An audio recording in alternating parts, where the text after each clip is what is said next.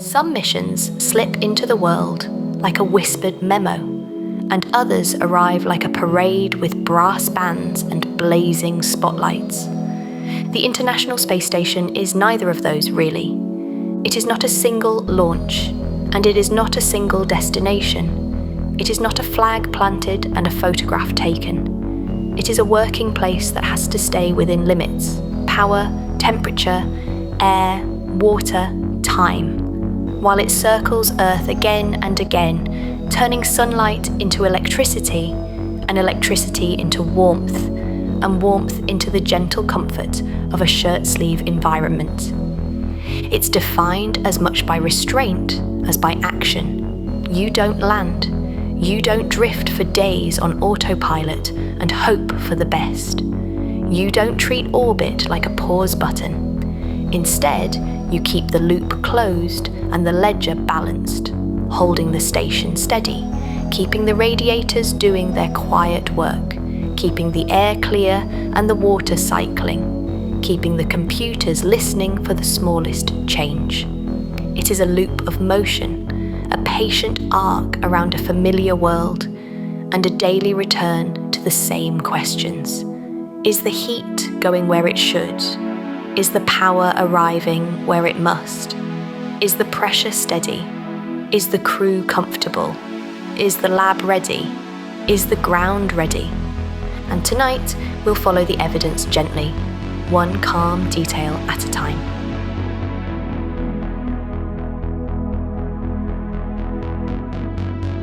Back in my office, a low hum encompasses the room. A desk lamp warms a folder labelled International Space Station, the kind of label that doesn't promise spectacle, just steady work that has to continue. Outside the window is a dark slice of sky, and inside the room everything feels like a small model of life in orbit. Power, air, temperature, and time all carefully managed. The ISS is an orbital office, a laboratory, and a home, always running, always keeping itself in balance. My name is Madeline Rowe, and this is the science of the International Space Station for sleep.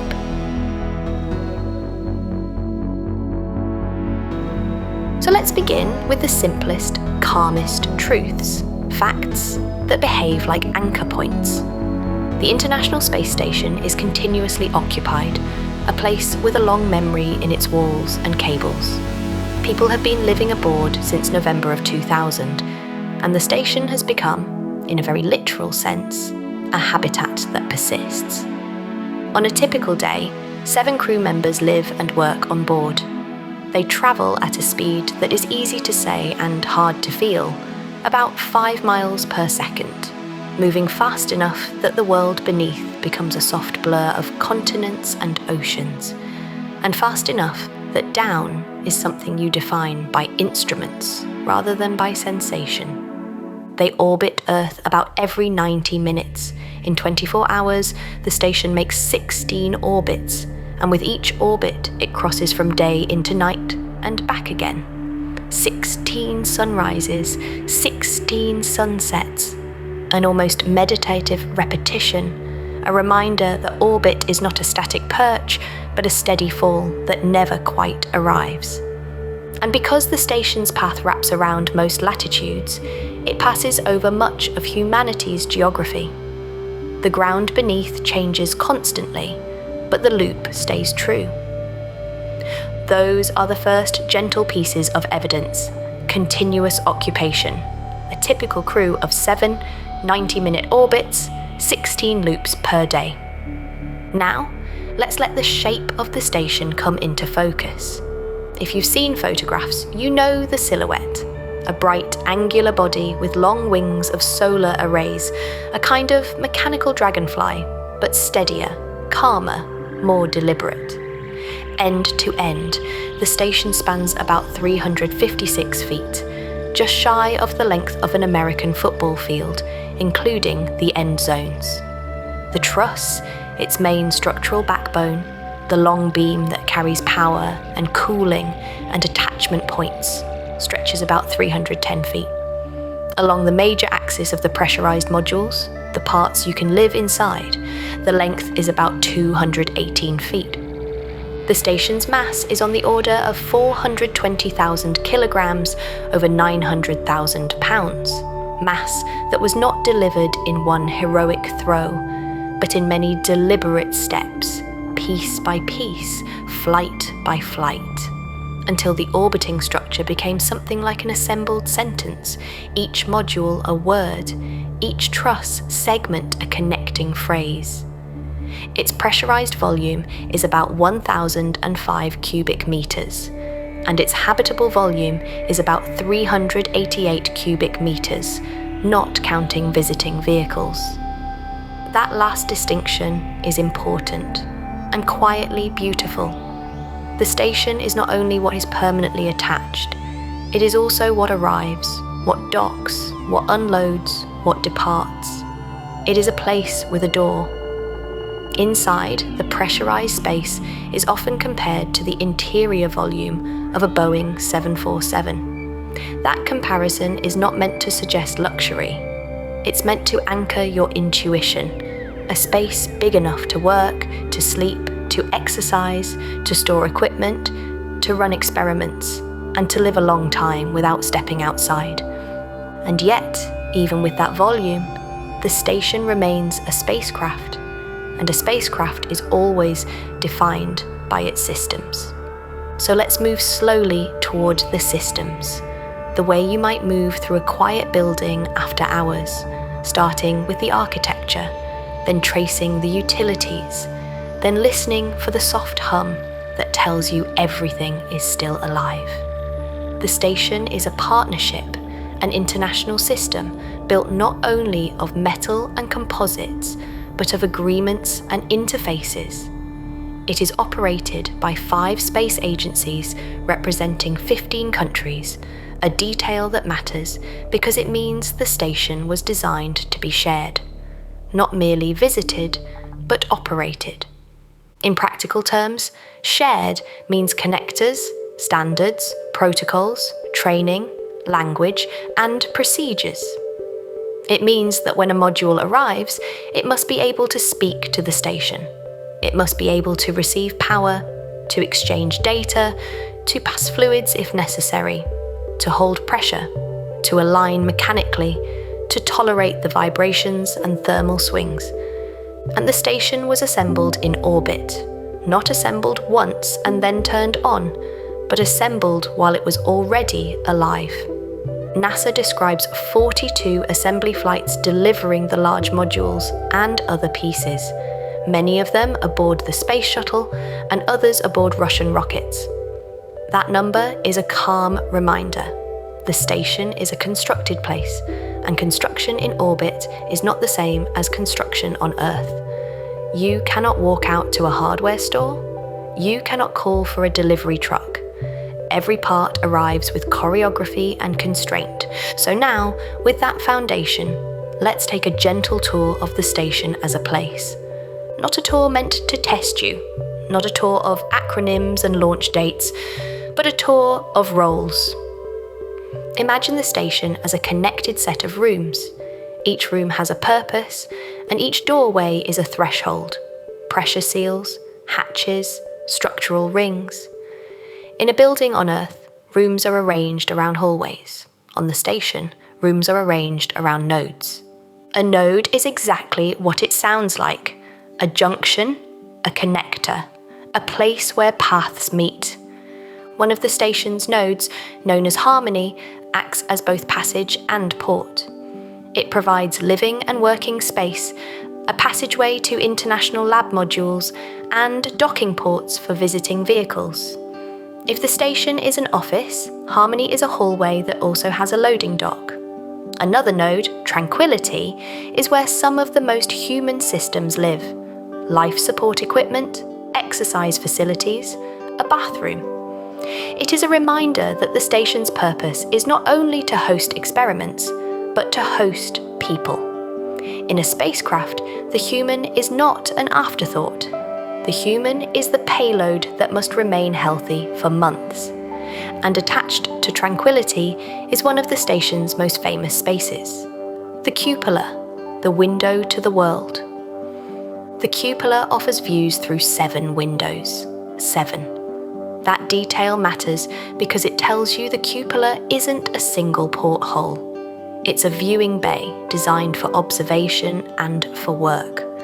It supports Earth observations and monitoring of mission activities, robotics, spacecraft arrivals and departures, and spacewalks. In the metaphor of my office, the cupola is the window you actually use. Not just a pane of glass, but a workstation where you check the world outside and coordinate what happens next. Now, let's find the laboratory itself. The US Destiny Laboratory module is described as the primary research laboratory for US payloads, supporting a wide range of experiments and studies. Destiny is where much of the station's science lives, not as a vague space research concept, but as racks, interfaces, power connections, data links, and human time. Destiny accommodates racks, equipment racks that are the station's equivalent of laboratory benches and instrument cabinets. A rack holds experiments, life support hardware, computing equipment, or control systems. It is modular by design, because modularity is how you survive in orbit. If you can swap a rack, you can change the station's capabilities without redesigning the station. Nearby, the station has an airlock that is itself a kind of threshold between 2 worlds. Quest, the US airlock, consists of 2 compartments. One provides the systems for spacesuit maintenance and refurbishment. The other provides the safe exit and entry for astronauts performing spacewalks. Even the airlock is divided into the room where you prepare and the room where you transition. That division is not just procedural, it's engineered. It's how you manage pressure changes, equipment checks, and a process that must be reliable. Because outside the station, there is no air to forgive a mistake. Now floating through this structure is another key piece of station life: robotics. Canadarm2, the station's large robotic arm, is about 57.7 feet long. It has joints and end effectors, hands, and it was extensively involved in assembly. It can move modules, deploy experiments, help capture and install cargo vehicles, and even move spacewalkers to work sites. If the station is an office, Canadarm2 is a crane that can be operated with gentle precision, and sometimes it is also an elevator. It is an extension of human reach, a tool that reduces the need for a spacewalk and makes some tasks safer. This is where the station begins to feel like a city, in the quiet way that cities are defined, not by skyline, but by infrastructure. And the station's infrastructure is vast. NASA notes that 8 miles of wire connect the electrical power system aboard the station. 8 miles. An image that is both mundane and astonishing. It reminds you that electricity has to travel. It has to be generated, regulated, stored, routed, protected, and delivered. The station's on-orbit software monitors approximately 350,000 sensors, ensuring station and crew health and safety. 350,000 is not a poetic number. It is a practical one. It is the number of questions the station asks itself continuously. What is the temperature here? What is the pressure there? What is the valve position? What is the current draw? What is the pump speed? What is the battery state of charge? What is the air composition? What is the humidity? What is the vibration? What is the radiation environment? The station listens to itself, and the ground listens too. NASA notes that more than 50 computers control the station's systems. There are millions of lines of code supporting those computers, both on the ground and on orbit. In the US segment alone, NASA describes 44 computers communicating via 100 data networks, transferring 400,000 signals. If my office is the metaphor, then the station's computers are not a single desktop machine. They are the building management system, the fire alarm, the thermostat, the security cameras, the research instruments, and the scheduling calendar, all distributed, redundant, and always aware of their own health. Now, let's slow down and choose a path through this complexity. When you approach a large engineered system, there are two common ways to get lost. One is to chase the story of events, the dramatic moments, the launches, the spacewalks, the anomalies. The other is to chase the vocabulary, the acronyms, the part numbers, the diagrams. Tonight, we'll do something calmer. We'll follow the station the way an operator follows it, by asking what must remain true and how the station makes it true. We'll begin with power, because power is the first requirement for everything else. The station generates power from sunlight using solar arrays, 8 main solar arrays that provide, in NASA's summary, about 75 to 90 kilowatts of power. That range matters. It tells you the station's power is not a constant. It depends on orientation, on the angle of the arrays to the sun, on shadow, on the health of the hardware, and on what the station is doing. On Earth, you expect power to come from a grid that hides its complexity. In orbit, the station is its own grid. The solar arrays are not simply panels. They are systems that track the sun, rotate, articulate, and feed power into the station's electrical network. The station stores energy in batteries to bridge the minutes of orbital night. And the station's systems must be scheduled and budgeted so that demand does not exceed supply. So when you hear 75 to 90 kilowatts, you can translate it into a quieter sentence. There is enough power to run a lab and a home, but not enough to be careless. It means the station is always making choices. It is always prioritizing, staging, sequencing. Some experiments draw power continuously. Some draw it in pulses. Some must be paused. Some can be delayed. Some can be scheduled for daylight or nighttime. The station's power system is, in that sense, also a timekeeping system. It shapes the day. And because power creates heat, the next system arrives naturally: thermal control. In space, heat behaves differently than it does in air. On Earth, you can rely on convection. Warm air rises, cool air sinks. Heat moves through the room in a way you can feel. In orbit, inside the station, you still have air and fans and forced circulation. But outside, there is vacuum. No air to carry heat away.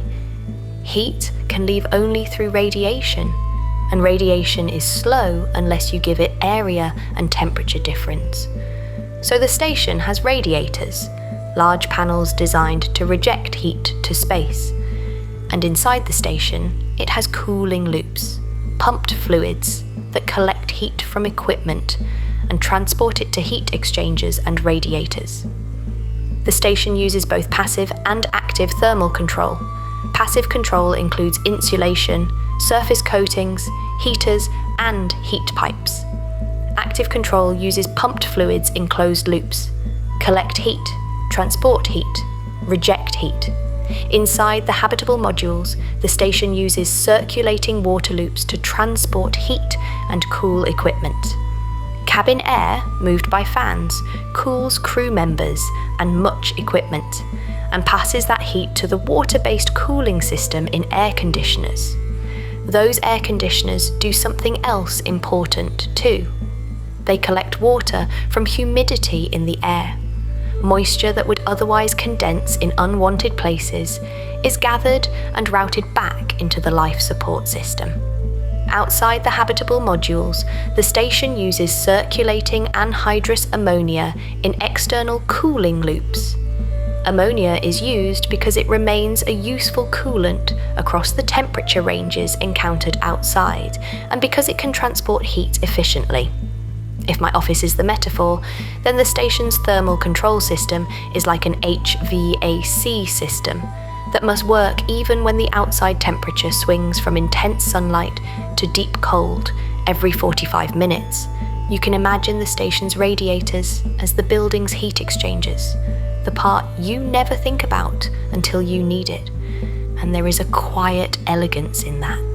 The station is always gathering heat from electronics, pumps, computers, lights, experiments, and human bodies. It is always moving that heat into fluids, routing those fluids, and then spreading the heat across radiators so it can leave as infrared light. Nothing dramatic, just the steady work of remaining within limits. Now, once you have power and thermal control, you can begin to understand the station as a habitat. And habitat is defined by the simplest human requirements: air, water, pressure, and time. Earth provides those automatically. Orbit does not. So the station carries an environmental control and life support system, systems that maintain a comfortable environment for the crew. The station maintains pressure, it maintains oxygen levels, it removes carbon dioxide, it controls humidity, it monitors contaminants, it filters particles, it manages water processing and waste.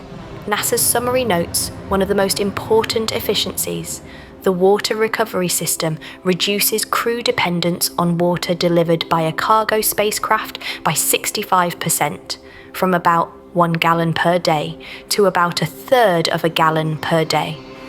That is not only a convenience, it is a logistical transformation. Every kilogram you do not need to launch is a kilogram you can allocate to experiments, spare parts, food, or flexibility. Every drop of water you can reclaim is a drop you do not need to schedule for delivery. So when you hear 65% reduction, you can picture the station's plumbing as a calm, closed loop. Not perfectly closed, but significantly circular. And this brings us to one of the station's deepest themes. The station is a system that tries to close loops. It closes loops for water. It closes loops for air. It closes loops for heat. It closes loops for electricity. It closes loops for data, sending telemetry to the ground and receiving commands back. The station is, in that sense, a rehearsal space for living away from Earth. Not a perfect rehearsal, not a complete independence, but a long-running experiment in what can be recycled, what must be resupplied, and what must be monitored continuously. To protect human health, the station also protects human bodies from microgravity's slow effects. NASA's summary notes that to mitigate the loss of muscle and bone mass in microgravity, astronauts work out at least 2 hours a day. 2 hours is not an indulgence, it is a prescription. In microgravity, muscles that are not used begin to weaken, bones begin to lose density, the body shifts fluids, the vestibular system adapts, the cardiovascular system changes. The station is a lab for these changes, and the crew is both scientist and subject, monitored carefully, supported carefully, and trained carefully. And because the station must remain a working place, the crew's day is a balance between science, maintenance, exercise, and the ordinary tasks of living, eating, cleaning, organising, communicating. Now, as we move deeper, it helps to remember that the station is not only a spacecraft, it is also an ongoing construction and maintenance project. Even now, the station continues to evolve. New payloads, new visiting vehicles, upgrades, repairs, replacements. NASA notes that more than 20 different research payloads can be hosted outside the station at once, including instruments like the Alpha Magnetic Spectrometer 02. Outside payloads have their own special beauty, because they are exposed to space. They may look outward to observe Earth, or outward to observe cosmic particles, or outward to test materials and sensors in the harsh environment of vacuum, radiation, atomic oxygen, and temperature cycling. But outside payloads also need something from the station: power, data, and often thermal management. So the station's exterior is not merely a skin, it is a work site. And it is covered in attachment points, grapple fixtures, cable trays, and platforms designed to hold spare parts and experiments.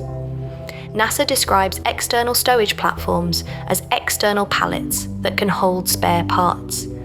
They require electricity to power heaters for some stored equipment, because even spare parts must be kept within temperature limits to remain healthy. That detail is worth pausing on. Even a spare part bolted outside, waiting for use, has a thermal budget. It needs heaters, it needs monitoring, it needs a place in the station's careful web of cables and commands. This is how a space station becomes a city. It develops logistics, it develops storage, it develops transportation, it develops maintenance pathways. And now, with the station as a place in mind, let's talk about how the station came to be assembled. NASA's summary of assembly flights hints at the scale. Dozens of missions, different vehicles, different eras of capability, all coordinated into a single integrated outpost. Assembly in orbit is an engineering problem with a special twist. You have to keep the partially assembled station alive. On Earth, you can build a building and then turn on the electricity.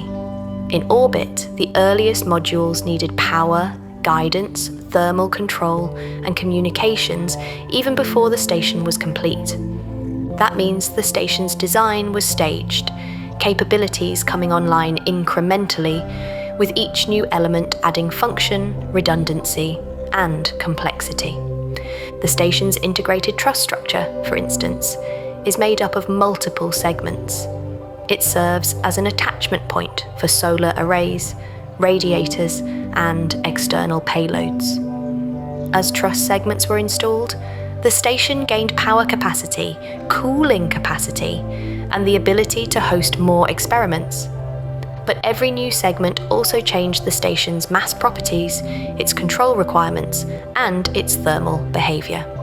So assembly was not just construction, it was a continuous process of rebalancing. And here, we can bring in a calm systems engineering idea without turning it into a lecture. Complex projects succeed when they treat requirements as something to verify, not merely something to declare. The station required careful interfaces between partners, mechanical interfaces, electrical interfaces, data interfaces, environmental interfaces. It required verification at each stage, because each stage introduced new configurations that had to be safe and stable. This is why the station's story is so quietly impressive. It is a long experiment in integration. Not only in international cooperation, though that matters, but in the integration of systems that must work together. Power must support cooling. Cooling must support computers. Computers must support life support. Life support must support humans. Humans must support maintenance. Maintenance must support continued operation. And all of it must be coordinated by procedures and by ground teams. Which brings us to the other half of the station. The station is in orbit, but it is not alone. NASA describes ground facilities that support station operations. Johnson Space Center in Houston directs the station program. Mission Control operates the US on-orbit segment and manages activities across the station in close coordination with international partner control centers. Johnson is also a primary location for crew training. Marshall Space Flight Center's Payload Operations and Integration Center, the POIC, controls the operation of US experiments and coordinates partner experiments aboard the station. Marshall also oversaw development of most US modules and the station's environmental control and life support system. And beyond those centres, telescience support centres around the country are equipped to conduct science operations on board the station, places where investigators can participate in real time, planning and monitoring experiments without needing to be physically in Houston. This is a good place to pause and let the metaphor return. If the station is the office in orbit, the ground facilities are the larger organisation that keeps it functioning. The building maintenance department, the IT department, the research administration, the scheduling office, the safety team. When you imagine the station, it's easy to picture astronauts floating through modules and looking out of windows.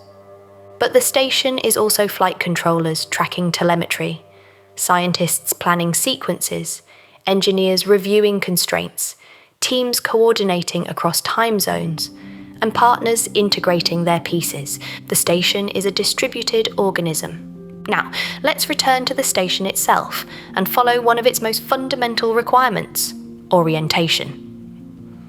A spacecraft in orbit is not only moving, it is also pointed. Orientation matters because the station's solar arrays must track the sun. Orientation matters because radiators must reject heat effectively. Orientation matters because visiting vehicles must approach along defined corridors. Orientation matters because antennas must communicate with the ground. Orientation matters because microgravity experiments may be sensitive to accelerations. So the station has guidance, navigation, and control systems.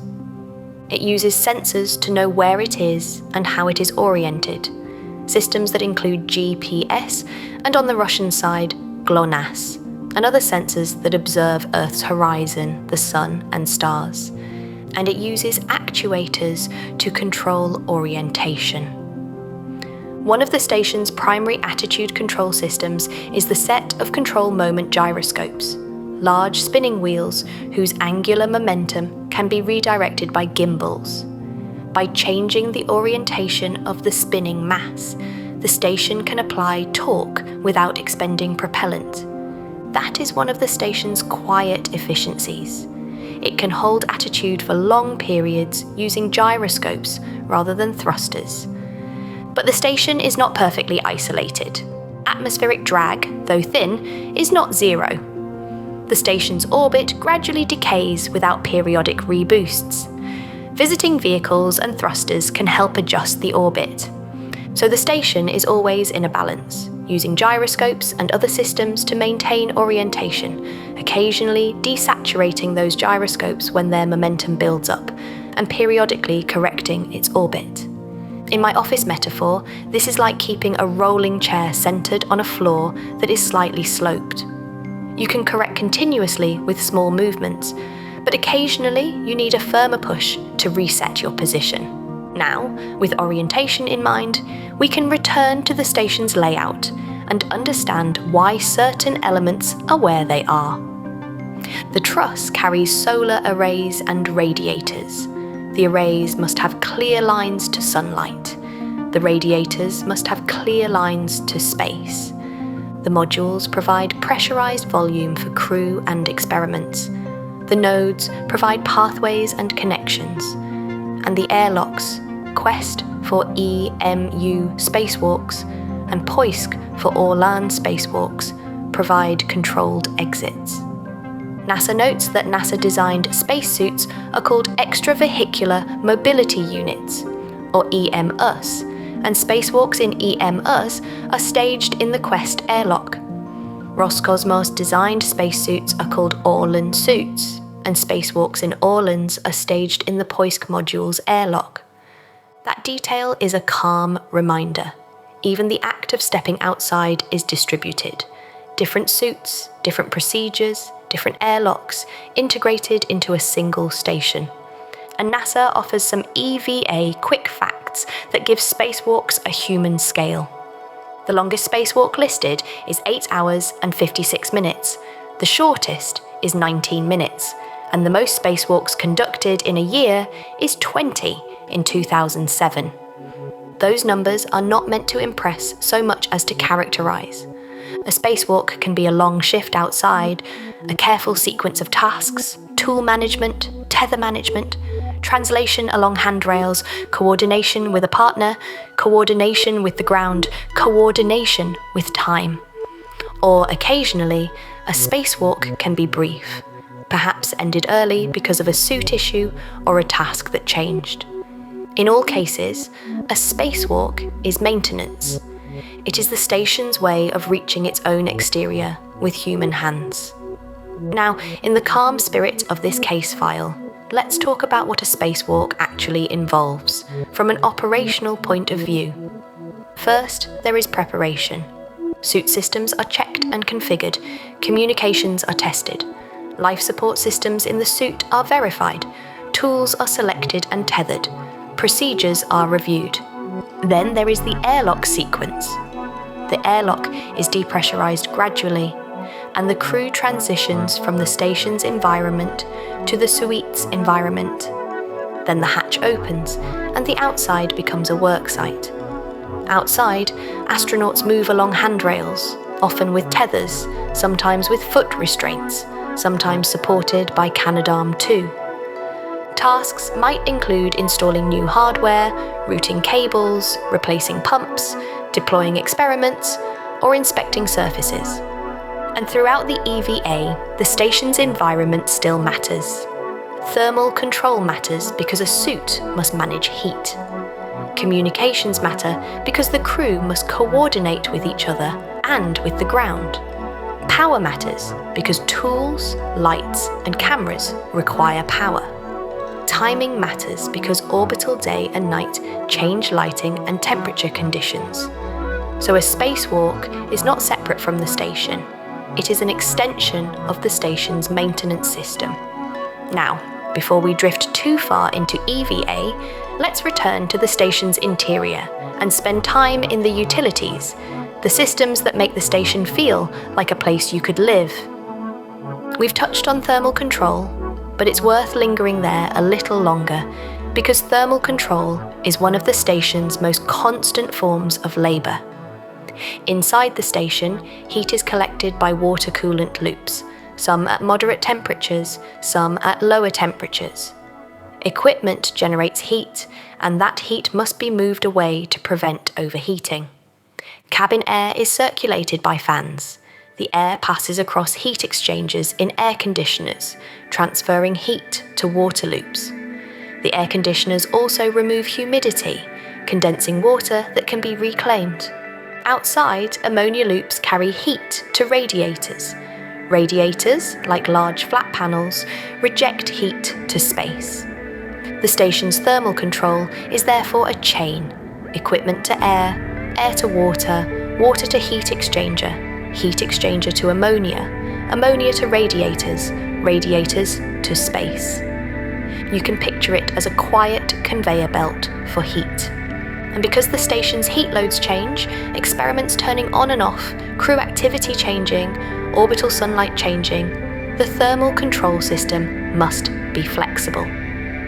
Pumps, valves, and controllers manage flow. It is not just cooling, it is a controlled choreography of heat. Now, power has its own choreography. The station's solar arrays generate electricity. That electricity must be regulated and distributed. Batteries store energy. Power controllers manage charging and discharging. Switching units route power to different loads. Protection systems isolate faults. Power is always present as a constraint.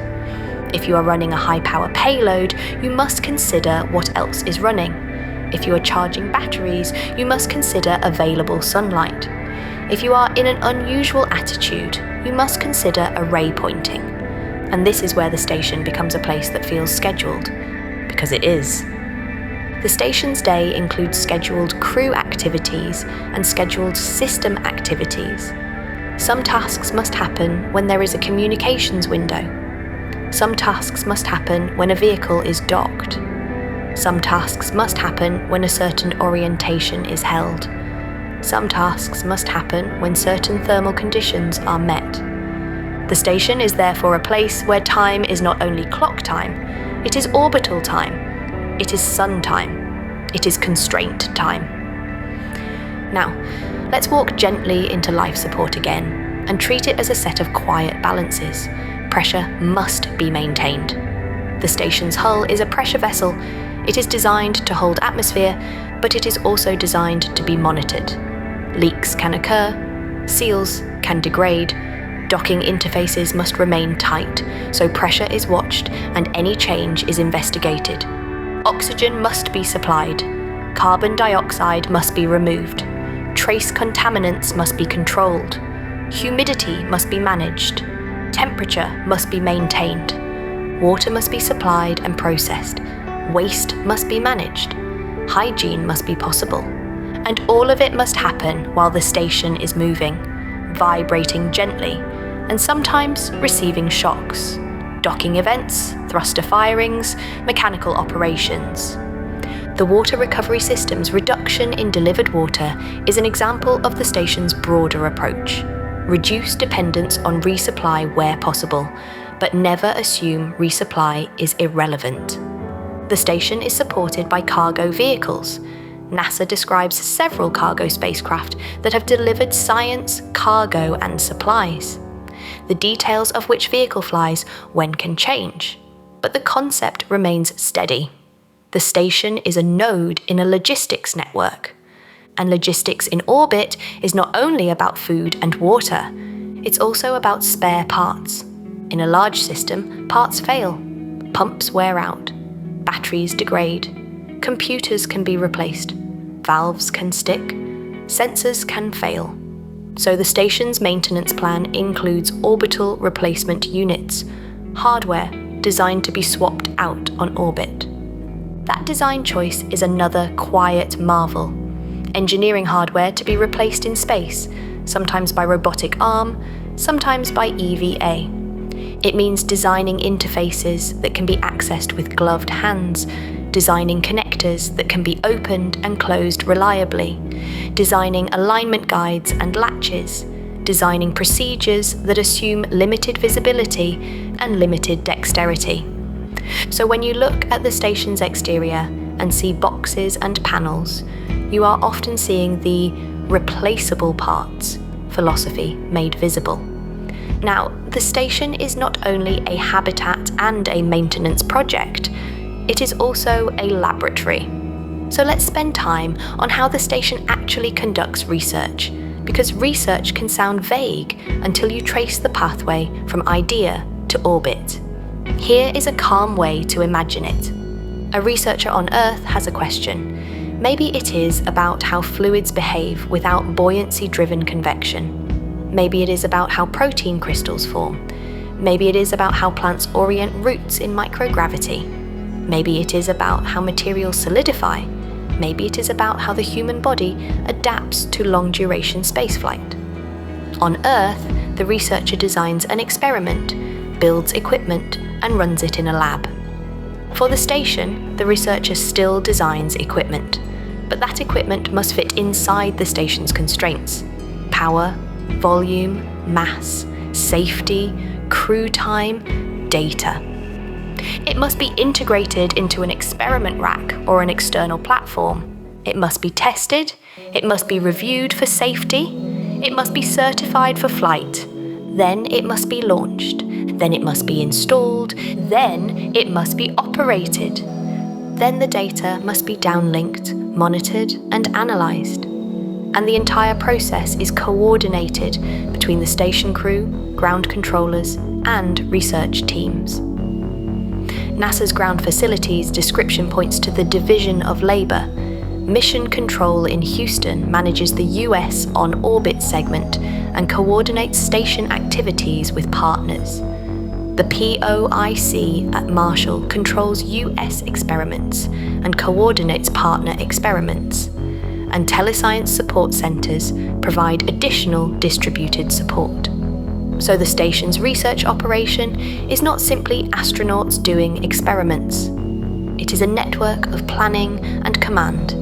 It is a conversation between Earth and orbit. And here we can choose one gentle example pathway and follow it from start to finish, not with specific dates, but with the shape of the process.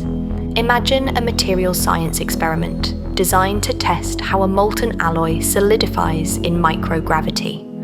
On Earth, when metal cools, convection currents can form because warmer fluid is less dense and rises, while cooler fluid sinks. Those currents can influence the solidification pattern.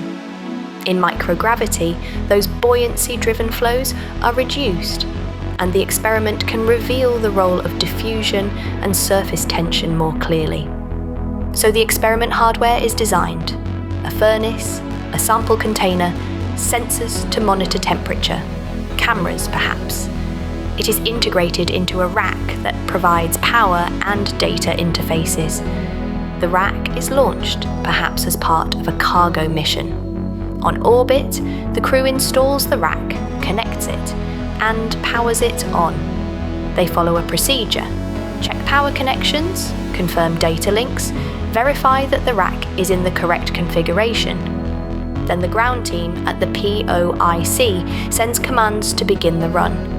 Ramp temperature, hold at a set point, begin cooling at a controlled rate. Telemetry flows down: temperatures, pressures, status flags. The ground team watches the health of the payload. The crew may be involved at specific steps: inserting samples, swapping containers, taking photographs, removing completed samples for stowage. When the run is complete, the results exist in two forms: digital data and physical samples. Digital data can be downlinked and analysed quickly. Physical samples may need to return to Earth for detailed laboratory analysis, so the samples are stowed in a return vehicle. Weeks later, a capsule re-enters, lands, and the samples are recovered. The researcher opens the container in a terrestrial lab, and a piece of the station's orbit becomes a piece of data on a microscope slide. That is the station's research rhythm: a loop of planning, integration, operation, and return. And it is made possible by the station's systems: power, thermal control, life support, data networks, logistics. NASA's Facts and Figures note that through Expedition 60, the station hosted nearly 3,000 research investigations from researchers in more than 108 countries. That number is another anchor. It tells you the station is not a single experiment. It is a platform for many, over years. And because the station can host external payloads, more than 20 at once, it can also be a platform for instruments that do not need crew interaction. An external instrument might observe Earth, clouds, oceans, land use, atmospheric composition. It might test materials exposure. It might measure cosmic rays or magnetic fields. The Alpha Magnetic Spectrometer is one example of a large external particle physics instrument hosted by the station. Whether you know its results or not, the mere presence of such an instrument on the station tells you something. The station can support complex payloads that require stable power, data, and structural support. Now, with research in mind, it becomes easier to see why the station's interior is arranged the way it is. You need labs, you need pathways, you need a place for science racks, you need a place for life support equipment, you need stowage, you need exercise hardware, you need sleeping quarters. NASA's summary compares the station's living and working space to a large house, a 6-bedroom house with sleeping quarters, bathrooms, a gym, and a bay window. That comparison is meant to humanize, but it also points to a crucial reality. Human life requires mundane infrastructure. A bathroom is not optional. Hygiene matters for health.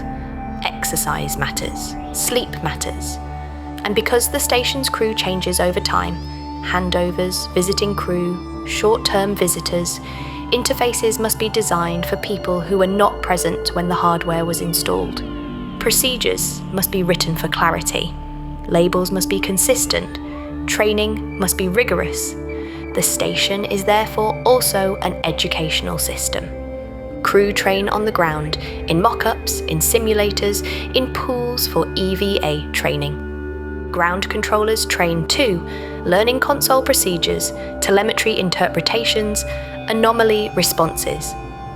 This is how a long-duration operation remains stable, by treating knowledge as a system. Now let's return to my office metaphor and use it to make one more system feel tangible: data. In my office, data is my notes, my case files, my computer, my calendar, my messages. On the station, data is everything that makes operation possible.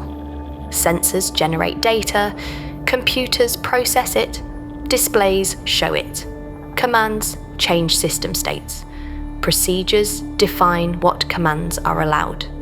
The station's data architecture includes networks, buses, remote terminals, payload interfaces, and partner segments. It is not a single network, but a family of networks. And because safety matters, the station's systems are designed to detect faults, isolate failures, and continue operating with redundancy where possible. NASA notes 350,000 sensors monitored by software. That monitoring is not passive, it is active health management. If a temperature exceeds a limit, alarms are generated. If a pressure changes unexpectedly, it is flagged. If a pump draws too much current, it is investigated.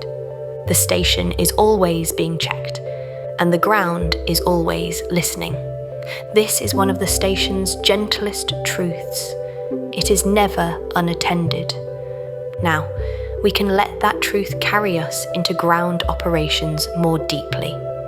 NASA's ground facilities description emphasizes that Johnson Space Center directs the station program, and Mission Control operates the US on-orbit segment while coordinating with partner control centers. This means the station is managed as a whole, not as separate pieces. Even though the station includes US, Russian, European, Japanese, and Canadian contributions, the activity on board must be coordinated to avoid conflicts. Power is shared, cooling is shared, structural loads are shared, attitude is shared, so planning is shared. When a visiting vehicle is arriving, the station may adopt a specific attitude to support approach corridors and communication. When a spacewalk is planned, the station's schedule is adjusted. When a major experiment is running, power and thermal resources are allocated. Mission Control is responsible for the integrated picture. Meanwhile, the POIC at Marshall focuses on science operations, controlling US experiments and coordinating partner experiments. The POIC is like the Research Wing's Operations Center. It schedules payload activities, monitors payload health, and processes commands. And then telescience support centers provide a distributed interface, allowing researchers to participate without being physically in the main control rooms. This is what makes the station feel like a modern laboratory rather than a remote outpost. Science is not limited to the crew on board. Science is conducted through networks, through planning tools, through procedures, through real-time monitoring. The station is therefore a bridge between Earth-based research culture and space-based constraints. Now, let's turn back to the station's physical operations and look at docking, because docking is one of the station's most delicate and routine acts. NASA notes that 8 spaceships can be connected to the station at once. That is a remarkable capacity. It means the station can host multiple visiting vehicles simultaneously: crew vehicles, cargo vehicles, perhaps modules, perhaps departures and arrivals staged. Docking is a mechanical and software event. It involves relative navigation, approach corridors, rate limits, alignment, latching, sealing. Once docked, a vehicle becomes part of the station's pressurized volume. It becomes additional space, additional storage, sometimes additional capability. Docking also changes the station's mass and inertia. It changes the station's configuration. It changes the way the station responds to thrusters and gyros.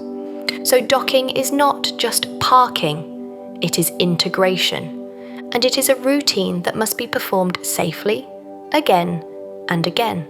NASA notes that a spacecraft can arrive at the station as soon as 4 hours after launching from Earth. That detail is another anchor. It tells you that orbital mechanics, rendezvous planning, and launch windows can be aligned to make arrival swift. But whether arrival is 4 hours or longer, the underlying reality is the same. Rendezvous is geometry, timing, and careful control. Now, in the spirit of sleep, we will not chase every rendezvous detail. Instead, we'll let docking remind us of something important. The station is not closed. It is a place with traffic. Vehicles arrive, bringing supplies and experiments. Vehicles depart, carrying samples and hardware. And each arrival and departure is a reminder that the station is not independent. It is sustained by Earth. And yet, the station reduces that dependence where it can. Water recovery reduces delivered water. Attitude control via gyroscopes reduces propellant usage. Modular replacement units reduce the need for large construction missions. So the station is always living in the space between dependence and resilience. Now, let's revisit the station's assembly elements and let them serve as landmarks as we drift through the station's interior. Harmony, the node that connects major lab modules and provides docking ports, is a central hallway. Destiny, the primary US research lab, is a main laboratory room. Racks along the walls, equipment inside, procedures attached, experiment timelines and checklists. Tranquility provides life support systems, a bathroom and exercise facilities, and also access to the cupola. The cupola is both a window and a workstation. Quest, the airlock, is a threshold with 2 compartments, equipment lock and crew lock, supporting spacesuit maintenance and EVA operations. Canadarm2 is an external tool and an assembly partner, a robotic limb that makes the station's construction and maintenance possible. External stowage platforms hold spare parts, with power for heaters. The integrated truss structure is the backbone, carrying solar arrays, radiators, and external payload mounts. And outside, there are additional carriers and platforms designed to host experiments and equipment. Each element is a sentence in the station's language. Here is where you live. Here is where you work. Here is how you leave. Here is how you see. Here is how you hold. Here is how you power. Here is how you cool. Now, let's take a calm pause and return to orbit itself, because orbit is the station's quiet rhythm. NASA notes that the station travels an equivalent distance to the Moon and back in about a day. That is a wonderful anchor because it turns orbit into distance. You can picture the station's path as a loop that accumulates quickly, a constant motion that adds up to lunar scale distance in 24 hours. The station does not go to the Moon, but it travels as far as the Moon and back, in terms of distance covered, simply by circling Earth at high speed. That motion is the station's metronome. It is always moving. And because it is always moving, the station's systems are designed for continuity. Fans must run. Pumps must run. Computers must run. Sensors must be read. Batteries must be charged and discharged. Radiators must reject heat. Solar arrays must point. Gyros must hold attitude. Even when the crew sleeps, the station remains awake. Now, we can let this idea guide us into a softer, longer look at how the station stays within limits, because that phrase is the heart of station operations. Let's start with air. Inside the station, air must be circulated. In microgravity, air does not naturally mix the way it does on Earth. Without convection, pockets of air could stagnate. Carbon dioxide could accumulate near a face. Humidity could condense in unexpected places. So fans move air through ducts and across filters and heat exchangers. Air composition is monitored, oxygen levels are maintained, carbon dioxide is removed, trace contaminants are monitored and controlled. The station is therefore not just a sealed can, it is a breathing machine. Now, water. Water is used for drinking, food preparation, hygiene, and also for cooling loops inside the station. Water must be kept clean. It must be processed. It must be reclaimed where possible. Condensate from humidity control can be captured and processed. Wastewater can be processed. Not everything can be reclaimed, but enough can to reduce delivered water significantly. Again, the station is not perfectly closed, but it is thoughtfully circular. Now, temperature. Crew comfort requires a narrow temperature range. Many experiments require stable temperature. Many electronics require temperature control to remain reliable. Outside, the station experiences large swings. Inside, it must remain calm. So, thermal control is constant. Now, power. Power generation varies with sunlight and array pointing. Power demand varies with experiment schedules, crew activity, and system states. So power is budgeted. Now, structure. The station is a large structure. It flexes slightly, it vibrates. Docking events impart forces. Crew exercise can impart vibration. Pumps and fans can impart vibration. Some microgravity experiments are sensitive to accelerations, so the station monitors its environment. Again, it stays within limits. Now, communications. The station must communicate with the ground. Telemetry down, commands up, voice, video, data. Communication windows depend on satellite coverage and ground infrastructure, so schedules account for communications. Now, time. Time is the umbrella constraint. The crew has only so many hours. The station can only be in a certain orientation for so long. The station has only so much power in a given orbital phase.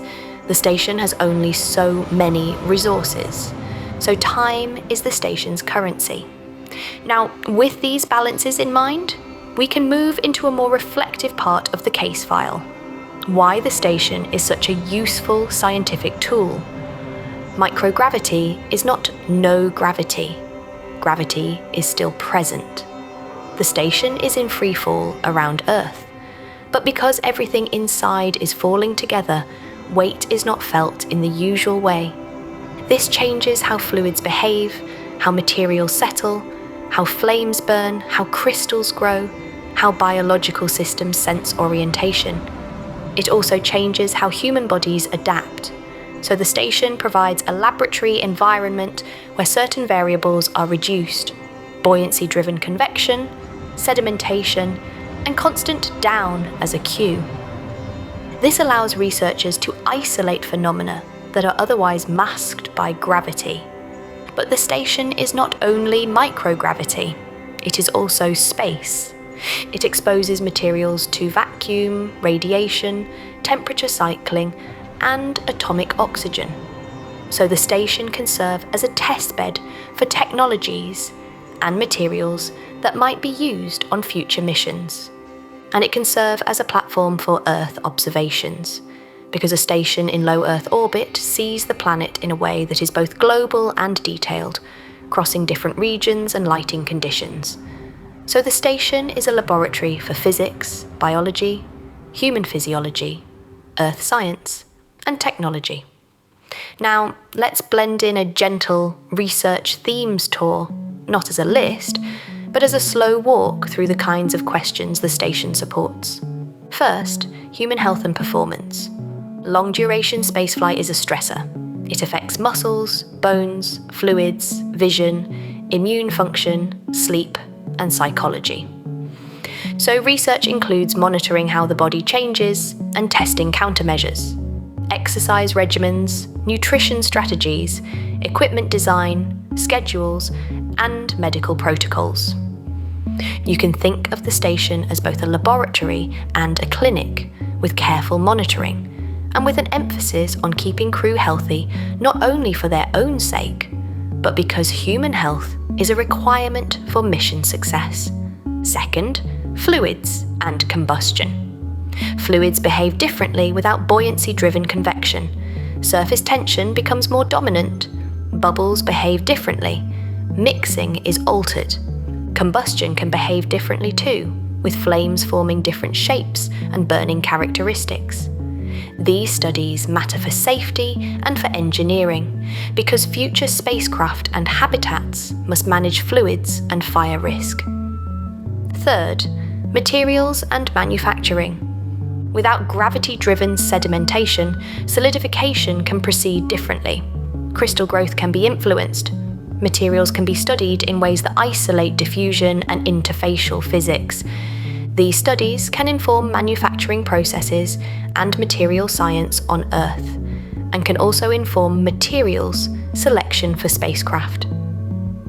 Fourth, biology and plant science. Plants are living systems that respond to gravity. Roots, stems, and cellular processes can change when the gravity cue is altered.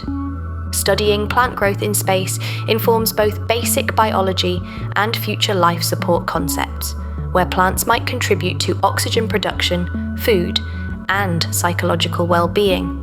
Fifth, Earth and space observations. Instruments can observe Earth's surface and atmosphere, studying weather, climate, land use, oceans, and more. Instruments can also observe cosmic phenomena, particles, radiation, magnetic fields. The station therefore becomes a platform for looking outward and inward at once, outward to space, inward to the human body, downward to Earth. Now, research is inspiring, but the station's scientific value depends on operations being stable. So let's return to operations and take a calm look at how the station's schedule is actually made real. Think of the station's day as a layered plan. There is a high-level plan, mission objectives, major events, visiting vehicles, spacewalks. There is a medium-level plan, daily schedules, experiment runs, maintenance tasks.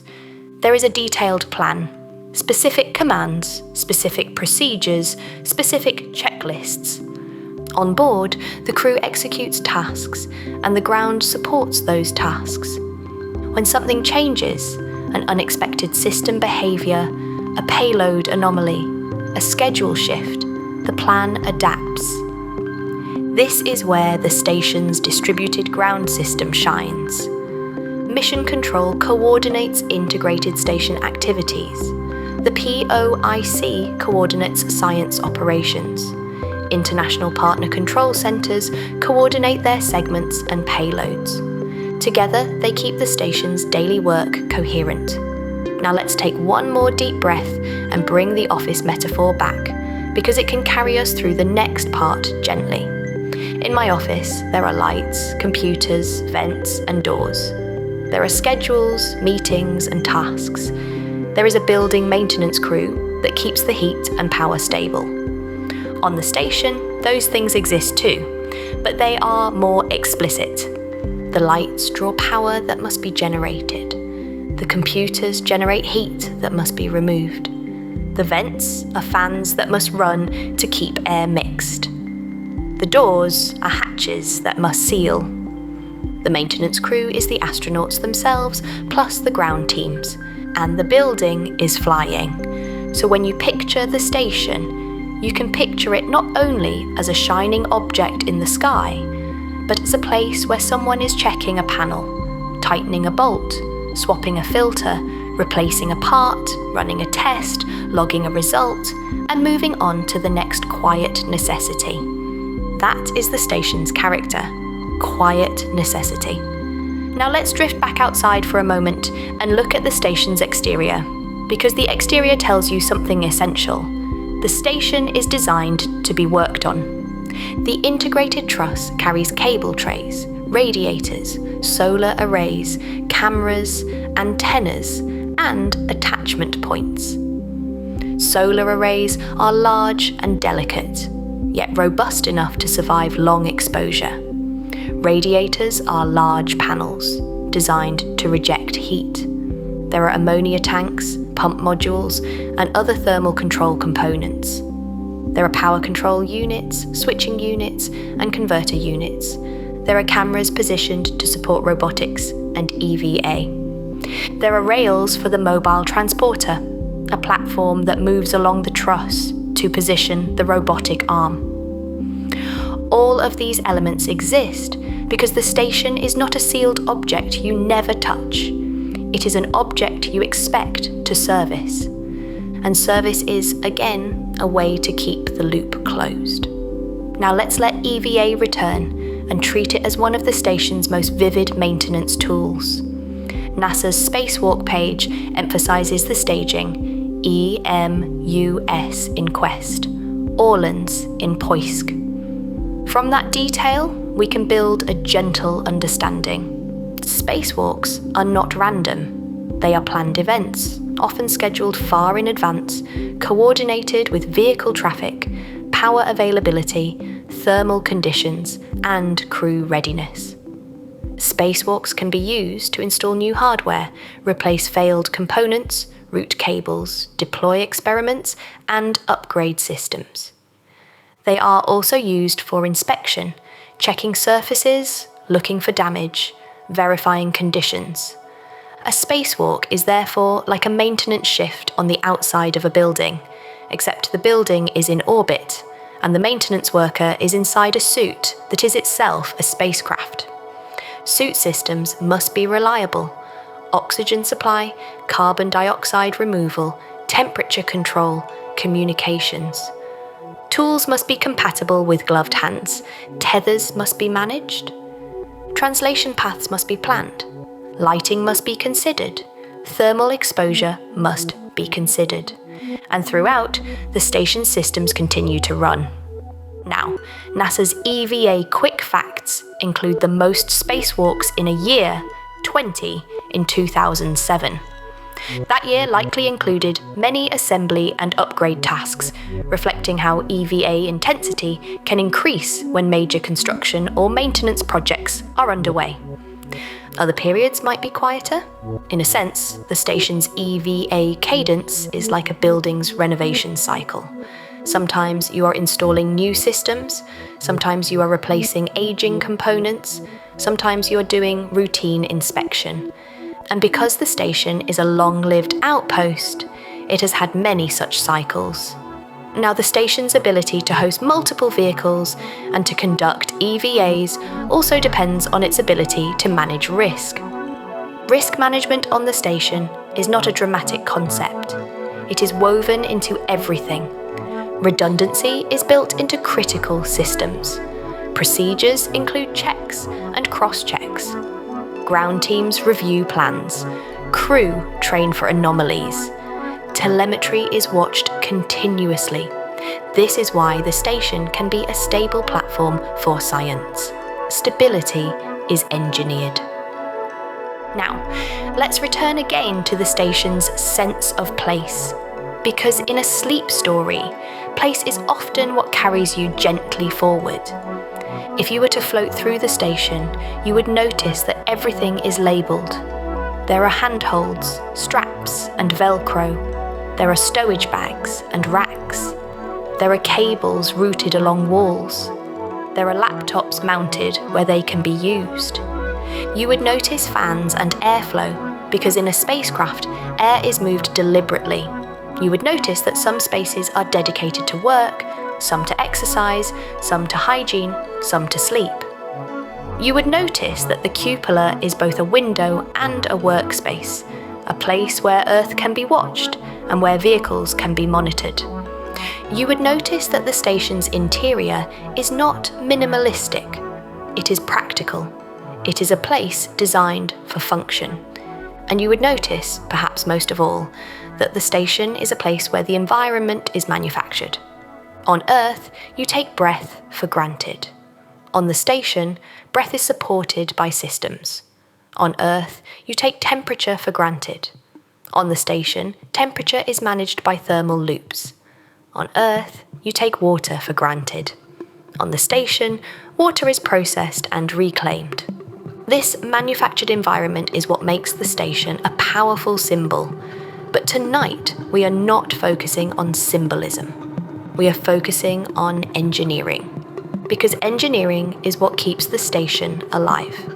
Now, let's take a calm step into the station's computing and control again, and treat it as the nervous system.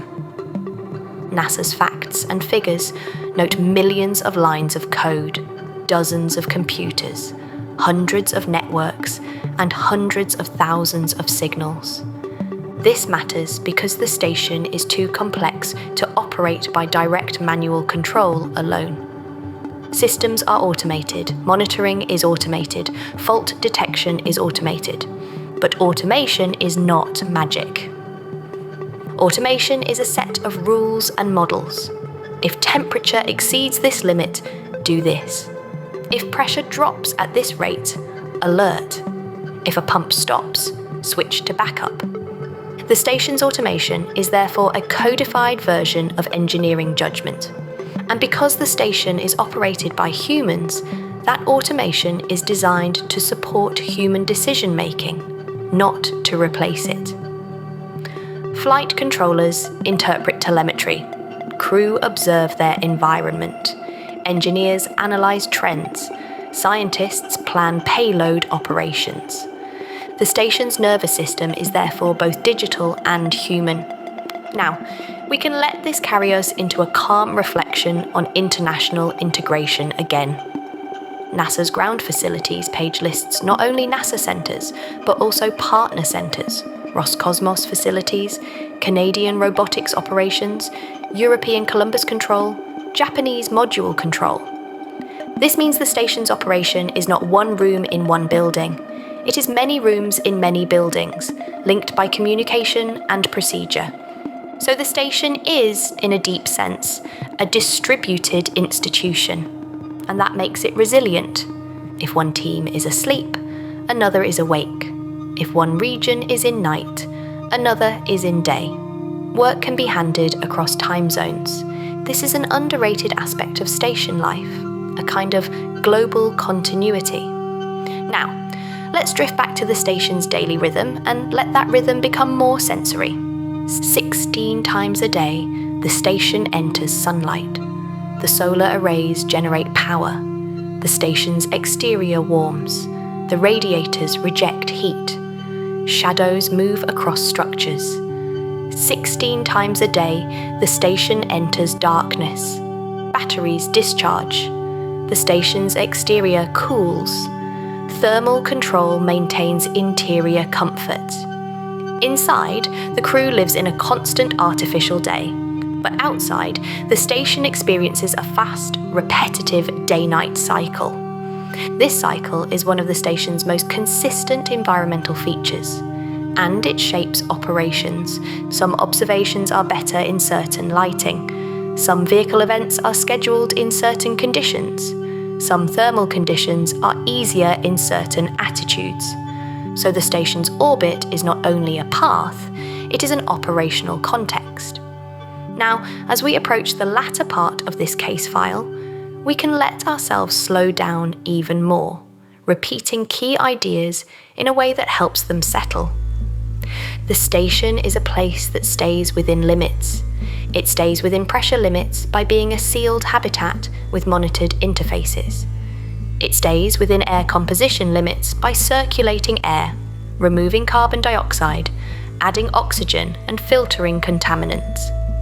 It stays within humidity limits by condensing water from air and processing it. It stays within water supply limits by reclaiming water and reducing resupply dependence. It stays within temperature limits by moving heat through water and ammonia loops and rejecting it through radiators.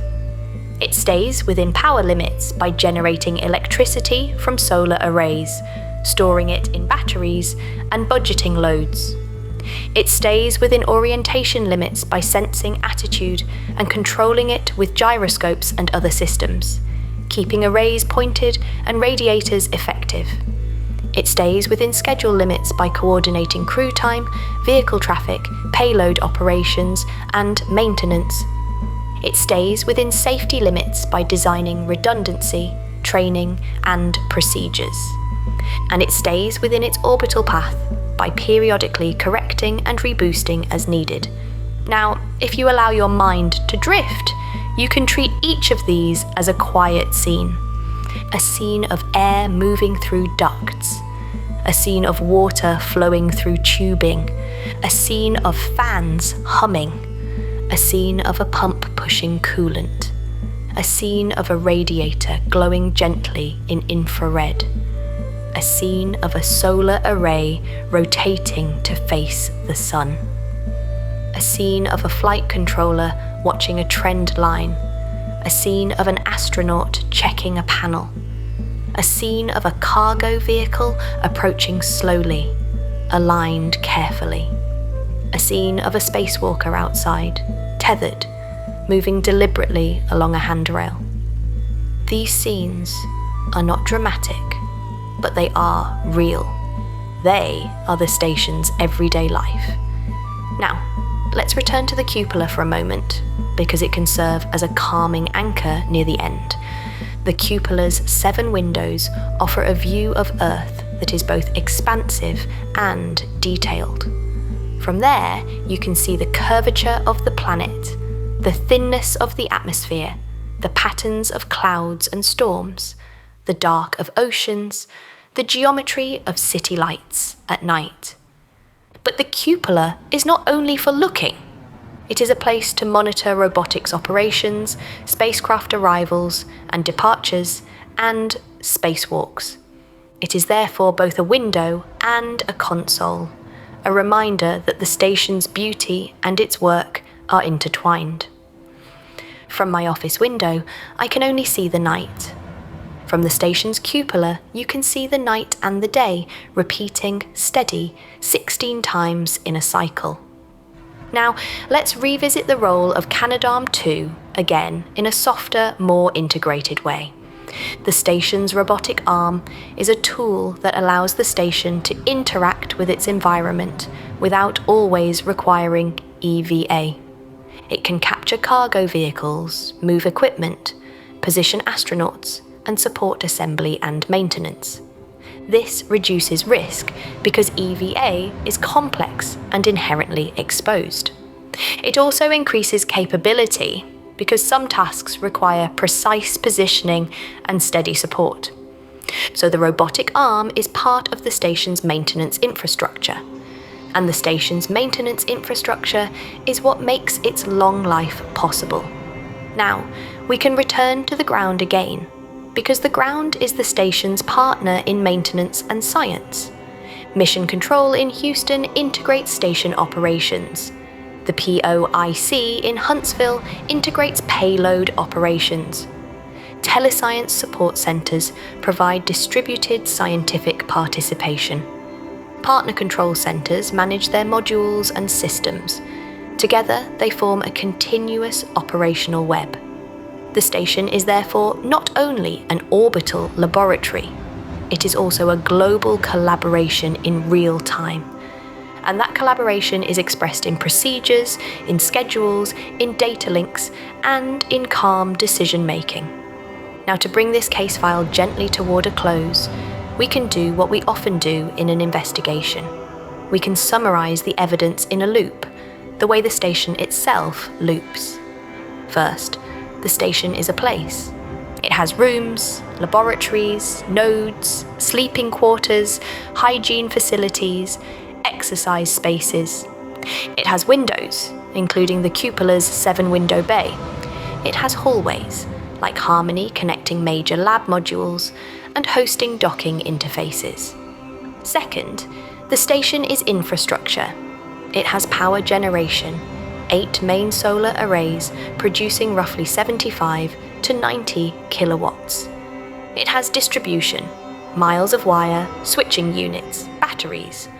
It has thermal control, water loops inside, ammonia loops outside, radiators to reject heat.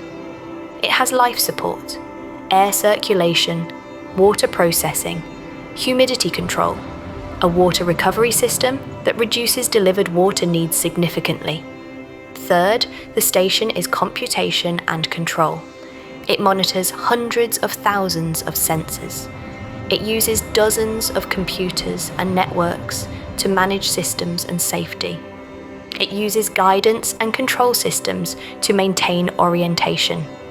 Fourth, the station is logistics. It can host multiple visiting vehicles at once.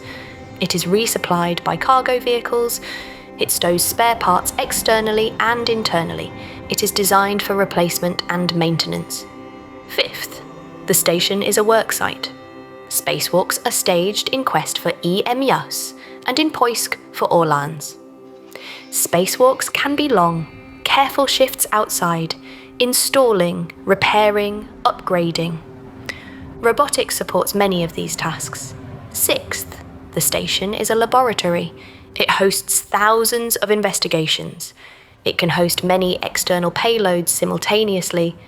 It supports research in human health, materials, fluids, biology, Earth observations, and physics. Seventh, the station is a distributed operation. Ground facilities direct and operate station systems and science. International partners coordinate their contributions. The station is never unattended.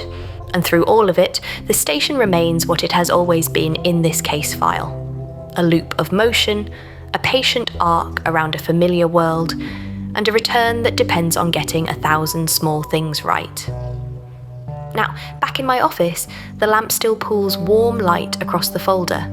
Outside the window, the sky is dark, and somewhere above that darkness, a bright point moves steadily, crossing the night in a few minutes, a small sign of a large machine. If you ever look up at dawn or dusk, you might catch it. The station's solar panels reflecting sunlight, making it briefly brighter than the stars around it. A working place, passing overhead, a lab, a home, a maintenance project, a web of cables and pumps and procedures still in motion. And as it moves, it continues to do what it was designed to do.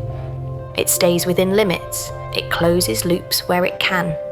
It opens doors when vehicles arrive. It listens to itself through sensors and computers. It speaks to the ground through networks and antennas. It allows humans to live and work in microgravity for months at a time.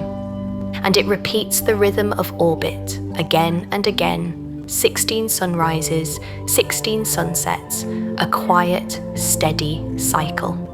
My name is Madeline Rowe, and this has been the science of the International Space Station for sleep.